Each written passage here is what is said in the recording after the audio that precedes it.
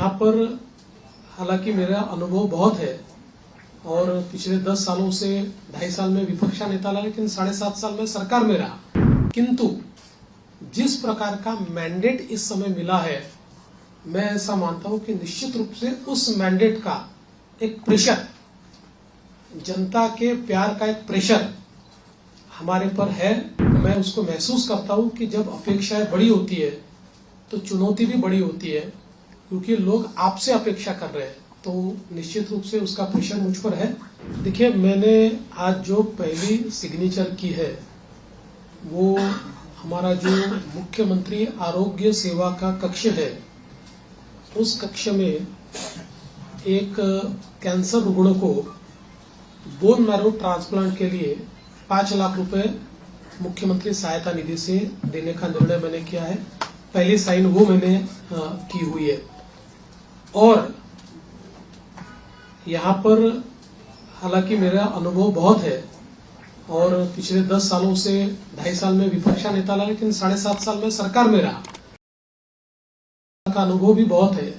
किंतु जिस प्रकार का मैंडेट इस समय मिला है, मैं ऐसा मानता हूं कि निश्चित रूप से उस मैंडेट का एक प्रेशर, जनता के प्यार का एक प्रेशर हमारे पर है। और मैं उसको महसूस करता हूं कि जब अपेक्षाएं बड़ी होती है तो चुनौती भी बड़ी होती है, क्योंकि लोग आपसे अपेक्षा कर रहे हैं, तो निश्चित रूप से उसका प्रेशर मुझ पर है।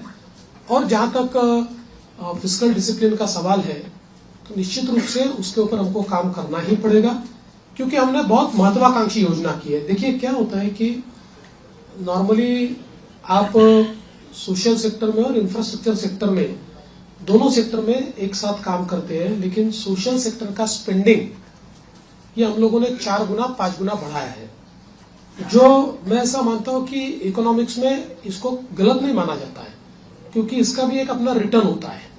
इसके सोशल रिटर्न भी होते हैं, इसके इकोनॉमिक रिटर्न भी होते हैं, लेकिन उसका प्रेशर जरूर बजट के ऊपर आता है। तो उस बजट को बैलेंस करना ये हमारा काम होगा, हम उसको करेंगे। देखिए, पहला जो आपका सवाल है उसमें कौन सा मंत्रालय किसके पास रहेगा, ये अंतिम चरण में है, उसका निर्णय तीनों मिलकर करेंगे। यूनिलैटरली उसकी घोषणा मैं नहीं कर सकता। और जहां तक पुराने मंत्रियों का सवाल है, तो उसमें निश्चित रूप से सभी के काम का एक मूल्यमापन तो हो रहा है, मूल्यांकन हो रहा है।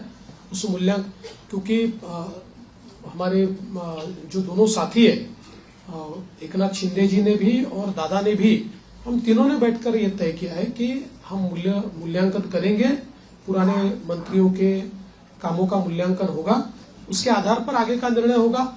और कई बार क्या होता है, देखिए, जब मंत्रिमंडल बनता है तो रीजनल बैलेंसेस होते हैं, अलग अलग प्रकार के समाजों का प्रतिनिधित्व होता है, तो इसलिए मुझे ऐसा लगता है कि कुछ निर्णय ये देखकर भी हम लोग करेंगे कि भाई पिछले बार उन्होंने कैसा काम किया है।